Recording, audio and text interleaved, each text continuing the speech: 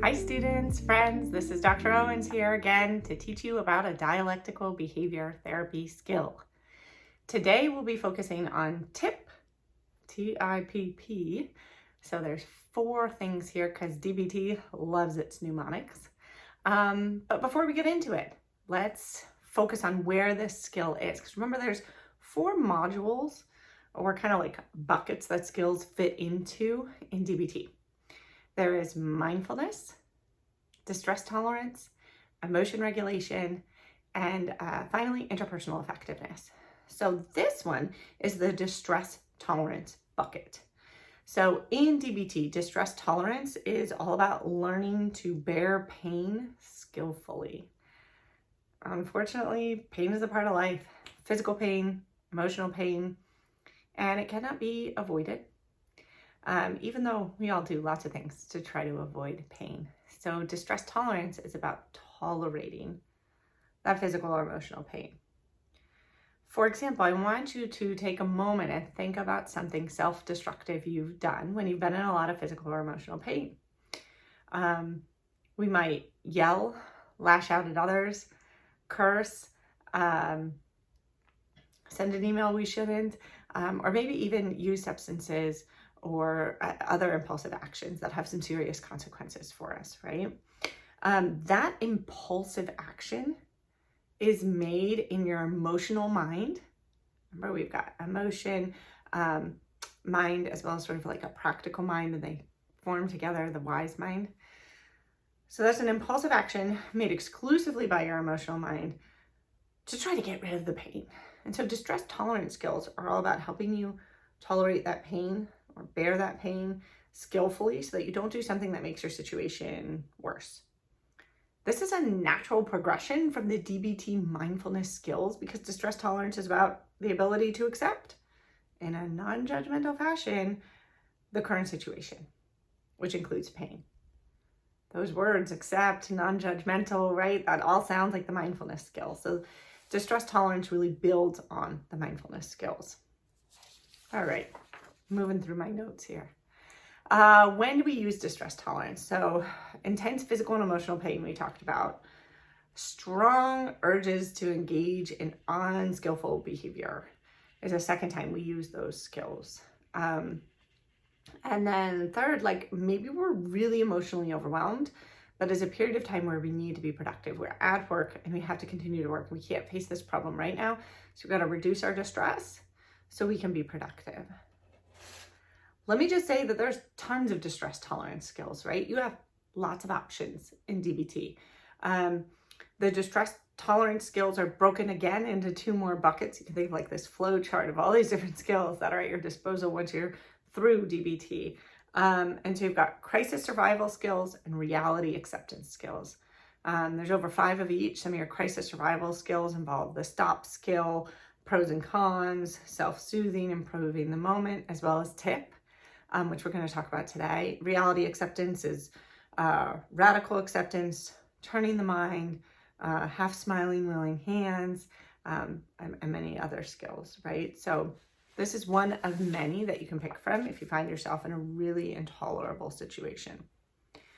So kind of more on defining, like when do we use this distress tolerance skill? We look at the subjective units of distress scale. This is commonly referred to as SUDS by therapists and psychologists, right?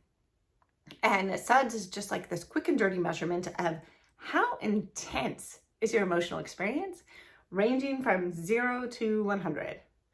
The distress tolerance skills are for the top of that scale, 70 to plus, 70 to 100, like the real high end.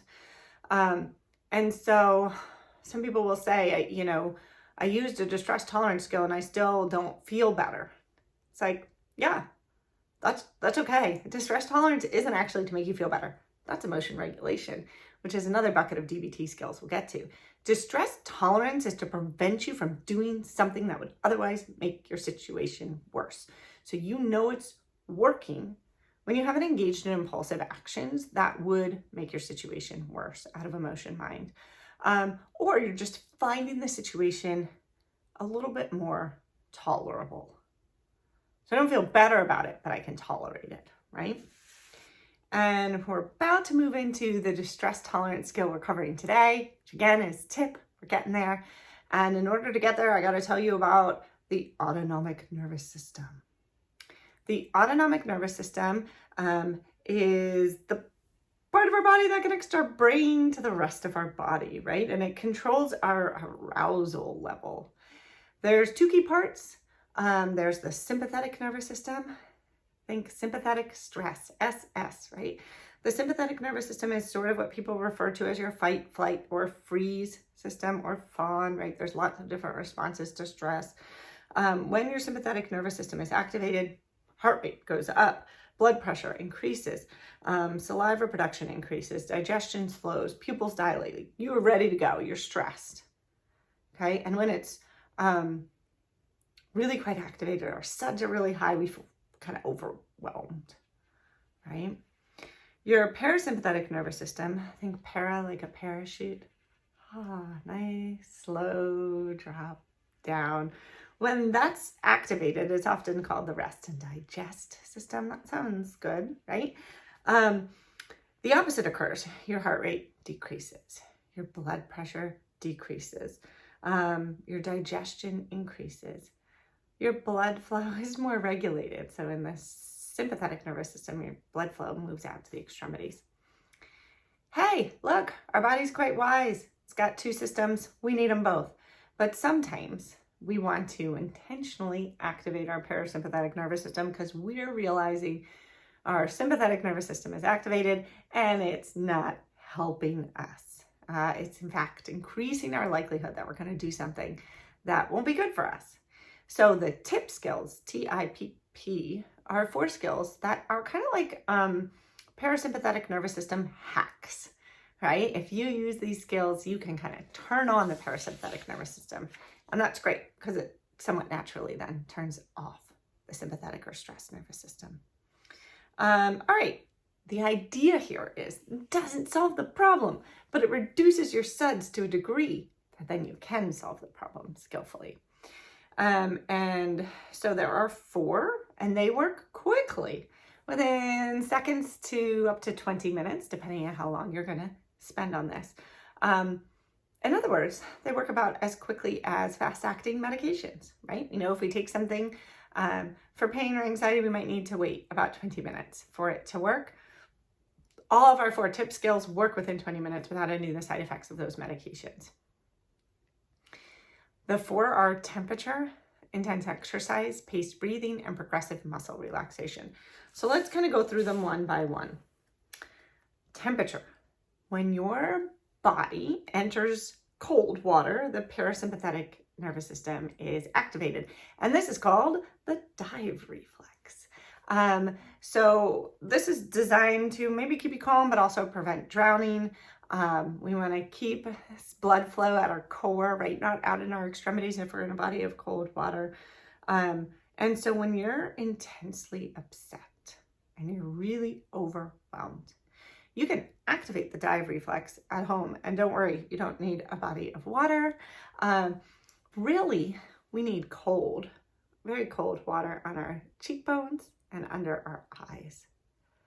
So there was some wisdom to the idea that people were told to go to the restroom and splash some cold water on their face, because the way you're going to activate the dive reflex, the way you're going to use temperature and TIPPs, is you have to bend over and apply cold water to your cheekbones and under your eyes for about 30 seconds. And you want to do that at least 3 times.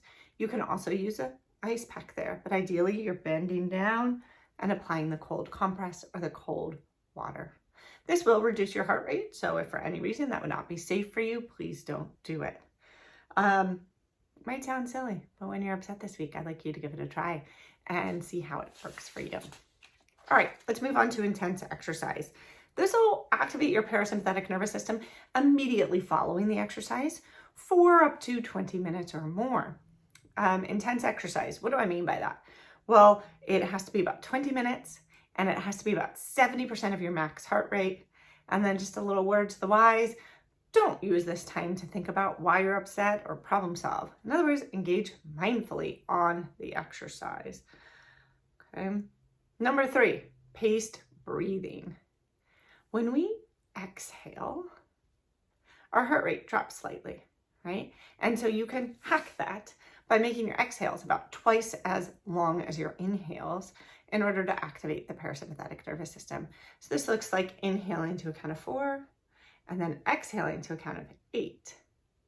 Nice slow exhale. You want to do that about 5 times.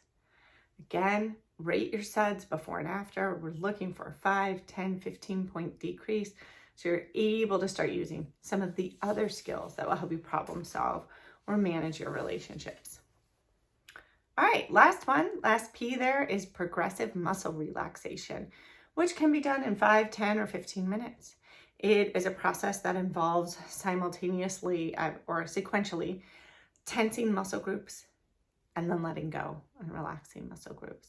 Gives somewhere for all that sympathetic nervous system activation to go with the tensing of muscles and then the letting go and relaxing. You move through the muscle groups from the top of your head all the way down to your tips of your toes.